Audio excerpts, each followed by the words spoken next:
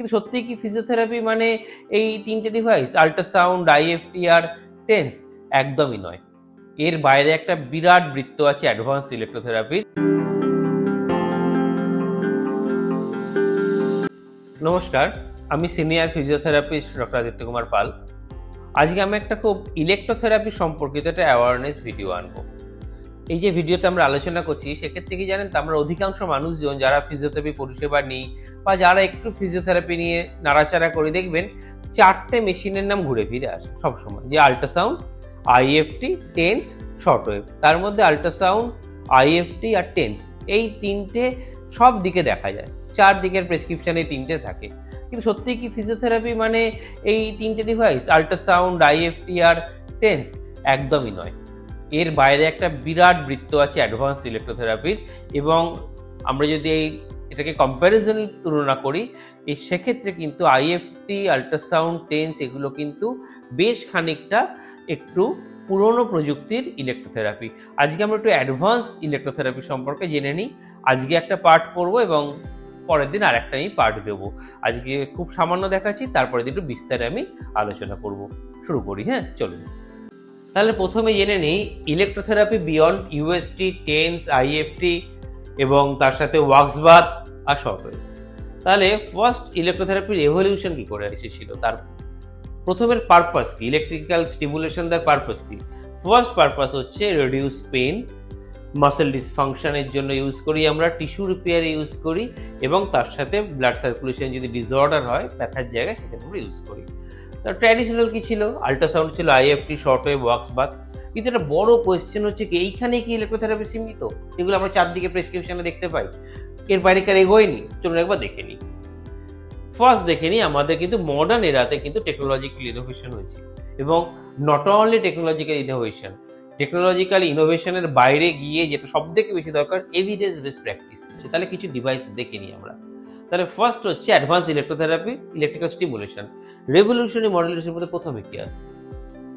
প্রথমেই রেভলিউশনারি মধ্যে চলে আসছে আমাদের এনএমইএস, নিউরোমাসকুলার ইলেকট্রিক্যাল স্টিমুলেশন।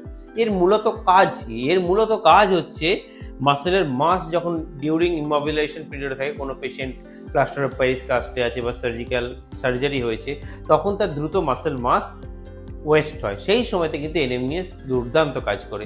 আমরা শুধু আইসোমেট্রিক কাজ করাই, কিন্তু আইসোমেট্রিক দিয়ে শুধুমাত্র কিন্তু আমরা একটা অল্প অংশ পাবো, তার সাথে যদি আমরা এনএমইএস ইউজ করি আরও বড় অংশে আমরা রেজাল্ট পাবো। দেন হচ্ছে পোস্ট সার্জিক্যাল রিকভারি খুব দ্রুত করায়, এবং তার সাথে কমপ্লিকেশন, যে পোস্ট সার্জিক্যাল বেশ কিছু কমপ্লিকেশন আছে, যেরকম রেঞ্জ অফ মোশন কমে যায়, ডিজিউজ অ্যাট্রফি হয়ে যায়, জয়েন্ট স্টিফনেস হয়ে যায়, সেগুলো কিন্তু আমরা প্রতিরোধ করতে পারি এনএমইএস এর সাথে। এরপর হচ্ছে FeS. FeS functional electrical stimulation কিন্তু স্ট্রোক রিহ্যাবে কিন্তু দুর্দান্ত কার্যকরী।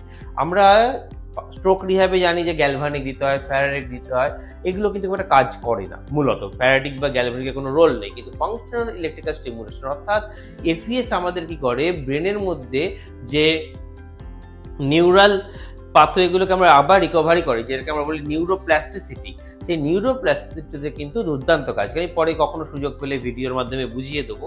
এবং স্পাইনাল কর্ড ইঞ্জুরিতে, ট্রমাটিক ব্রেন ইঞ্জুরিতে, এবং সবথেকে বড় কথা মোটর রিলার্নিংয়ে, অর্থাৎ মুভমেন্ট প্যাটার্নে যখন রিলার্নিং, শুধুমাত্র কিন্তু পিএনএফ বা নিউরো ডেভেলপমেন্ট টেকনিক, এনডিটি এগুলোর মাধ্যমে হয় না, এফইএস কিন্তু একটা বড় রোল প্লে করে। দেন আমরা কিসে যাব? দেন আমরা যাচ্ছি রাশিয়ান স্টিমুলেশন আর high voltage pulse galvanic, HVPGS. Russian stimulation কিসে কাজ করে? স্পোর্টস ইঞ্জুরিতে। স্পোর্টস ইঞ্জুরিতে যখন আমরা কোনো মাসেলের গার্ড বাড়তে চাই, স্ট্যামিনা ফেরাতে চাই, তখন কিন্তু এই stimulation one of the superior stimulation যে কটা আমরা ইউজ করি তার মধ্যে, এবং এটা পারফরমেন্স এনহ্যান্স করে। আমরা দেখি যে পারফরমেন্স এনহ্যান্সের জন্য অনেক আইএফটি নিচ্ছে, আল্ট্রাসাউন্ড নিচ্ছে, কিন্তু এটা এভিডেন্স কিন্তু বলছে অন্য কথা। এভিডেন্স কিন্তু রাশিয়ান স্টিমুলেশনকেই বেশি প্রমোট করে।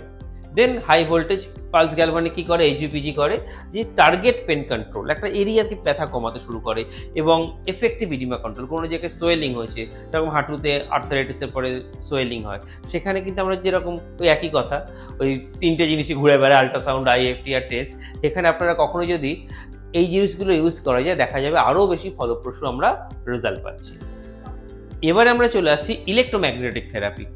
যেরকম শর্টওয়েভ থেরাপি আমরা জানি, শুধু গরম হয়ে জায়গাগুলো, এগুলো কিন্তু অনেক উন্নত। যেটা আমি বললাম শুধু গরম হয় তার পেছনে কিন্তু খুব একটা রিজন নেই। যেরকম আরো একটা বড় সমস্যা হচ্ছে আল্ট্রাসাউন্ড গরম হয়, গরম কেন হচ্ছে না, এক বড় অদ্ভুত প্রশ্ন। তো ফার্স্ট আসছে থেরাপিউটিক লেজার, এবং লেজারে ক্লাস 3 ক্লাস 4 আছে। লেজার কিন্তু আনপ্যারালাল। টেন্ডিনাইটিস, স্প্রেন, স্ট্রেন, কোনো জায়গায় যদি উন্ড থাকে সেখানে কিন্তু লেজার খুব সুন্দর কাজ করে। বিশেষ করে লিগামেন্ট ইঞ্জুরি, নি জয়েন্টের লিগামেন্ট ইঞ্জুরি, শোল্ডার জয়েন্টের রোটেটর কাফ ইঞ্জুরিতে কিন্তু লেজার দুর্দান্ত কাজ করে। Clinically proven. প্রায় প্রত্যেকটা হাই এন্ড সেট আপ কিন্তু ক্লাস 3, 3B, ক্লাস 4 লেজারকে কিন্তু রাখে। দেন আসছে shockwave. Extra corporal shockwave therapy হয়। তার মধ্যে রেডিয়াল আছে, একটা ফোকাস শকওয়েভ আছে। দেখবেন আমাদের মাসেলের ট্রিগার পয়েন্ট হয়, ট্রিগার পয়েন্টে আমরা ড্রাই নিডল করি। আল্ট্রাসাউন্ড দেওয়া হয়, আল্ট্রাসাউন্ড নিয়ে কিন্তু ট্রিগার পয়েন্টের উপরে খুব একটা কার্যকারী এভিডেন্স নেই।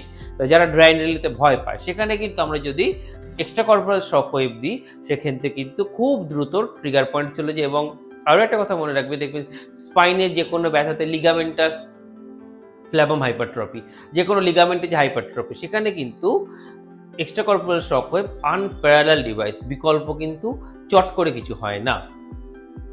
এবার চলে আসছি আমরা টেকার থেরাপিতে। এটা রেভলিউশনারি এনার্জি ট্রান্সফার, খুব এখন পপুলার হয়েছে এবং এটা স্পোর্টস ইঞ্জুরিতে খুব ভালো রিকভারি করায়। এটা একটা মাইক্রো সার্কুলেশন বাড়ায় আমাদের শরীরের মধ্যে, যে কোনো জায়গাতে এখানে ইঞ্জুরি হয়েছে তার সাথে ইনফ্লামেশনগুলো কমিয়ে দেয় এবং কোলাজেন সিনথেসিসকে কিন্তু প্রমোট করে। এটা হচ্ছে কিন্তু ফিজিওলজিক্যাল অ্যাকশন। তাহলে আমরা কোথায় ইউজ করি এগুলো? স্পোর্টস ইঞ্জুরিতে, যে কোনো ক্রনিক পেন সিনড্রোম, যেরকম সিআরপিএস হতে পারে, ক্রনিক রিজিওনাল পেন সিনড্রোম, এবং যে কোনো কম্প্রিহেন্সিভ পোস্ট সার্জিক্যাল রিহ্যাবিলিটেশন কিন্তু টেকার থেরাপি খুব দ্রুত উন্নত লাভ এগিয়ে আসছে। Fourth, specialised technique. আরও একটু আমরা অ্যাডভান্সে চলে যাই, যেখানে আমাদের ইনসোমিনিয়া ডিল করতে হয় বা ক্রনিক পেন সিনড্রোম আমাদের ব্রেনে ইমেজ আসছে, সেক্ষেত্রে কিন্তু আমাদের ক্রেনিয়াল ইলেকট্রোথেরাপি স্টিমুলেশন কাজ করে। যেমন টিডিসিএস আছে তার মধ্যে। এগুলো কিসে হয়? যে পেশেন্ট হয়তো ব্যথার জন্য ঘুমোতে পারছে না বা পোস্ট স্ট্রোক রিহ্যাবের জন্য কাজে লাগে, এবং ক্রনিক পেন পেশেন্ট সবসময় বলছে সারা গায়ে ব্যথা লাগে, এক্ষেত্রে কিন্তু টিডিসিএস বা ক্রেনিয়াল ইলেকট্রোথেরাপি স্টিমুলেশন ম্যাজিক্যাল কাজ করে। আপনারা দেখছেন যে মডেলে দেওয়া হয়, তো আমাদের দুটো ইলেকট্রোডের মাধ্যমে আমরা ইউজ করি ব্রেনের বিভিন্ন এই জায়গা আছে।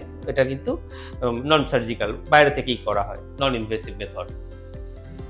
দেন আমরা চলে আসছি ক্লিনিক্যাল ইন্টিগ্রেশন, ফিউচার ডাইরেকশন। ভবিষ্যতে আরও কি এগোতে পারি আমরা? ওই যে বলছিলাম ভবিষ্যতে আমরা আর কি এগোতে পারি। সুতরাং আমাদের কিন্তু আল্ট্রাসাউন্ড, আইএফটি, টেন্স বা শর্ট ওয়েভে দাঁড়িয়ে থাকলে হবে না। পৃথিবী এগিয়ে গেছে, এগুলো কিন্তু বহু পুরাতন ইলেকট্রোথেরাপি, আমাদের কিন্তু সামনে এগোতে হবে, নয়তো কিন্তু আমরা যুগের সাথে তাল মিলিয়ে এগোতে পারবো না। কারণ ডিজিজ কমপ্লিকেশন হচ্ছে, পেন আরও কমপ্লিকেটেড হচ্ছে। আমরা যেরকম আগে শুধুমাত্র কোমরে ব্যথার পেশেন্ট পেতাম, এখন কিন্তু রিয়েলি লো ব্যাক পেন আসে। এখন কিন্তু pure low back pain patient নেই, এখন অধিকাংশ কিন্তু low back pain associated radiculopathy, হয় পায়ের সামনে দিয়ে নামছে, নয় পায়ের পেছন দিক দিয়ে নামছে। এবং আগে আমরা আজ থেকে 10-12 বছর আগে নেক পেনের পেশেন্ট প্রচুর ছিল, এখন কিন্তু পিওর নেক পেনের পেশেন্ট কিন্তু বেশ কম। এখন ঘাড়ে ব্যথা, অ্যাসোসিয়েটেড ভার্টিগো, অ্যাসোসিয়েটেড নেক থেকে হাতের দিকে নেমে আসা ব্যথা, অর্থাৎ সময় যাচ্ছে, রোগ কমপ্লিকেটেড হচ্ছে। আমাদের কিন্তু এই 3-4টে মডেলিটিসে কিন্তু থেমে থাকলে হবে না, যেটা আমরা গ্র্যাজুয়েশন লেভেল থেকে দেখতাম। বিগত 15 বছরে এই একই জিনিস কিন্তু চলে আসছে। সুতরাং এখান থেকে আমাদের বেরোতে হবে। ধন্যবাদ। কালকে এরপরে আমি এপিসোডটা নিয়ে আসবো আরেকটু বিস্তারে, আরও কিছু নতুন স্টিমুলেশন নিয়ে। এগুলো নতুন ঠিক নয়, এগুলো কিন্তু চলছে অনেকদিন। শুধুমাত্র আমরা এগুলোর সাথে পরিচিত নই, আমরা এই ইনভেনশনের সুবিধাগুলো নিতে পারছি না। এই ইনভেনশনের সুবিধাগুলো নিতে গেলে আগে জানতে হবে, নিজে থেকে যাচাই করতে হবে। ঠিক আছে, ধন্যবাদ, ভালো থাকুন, কালকে আবার আসছি।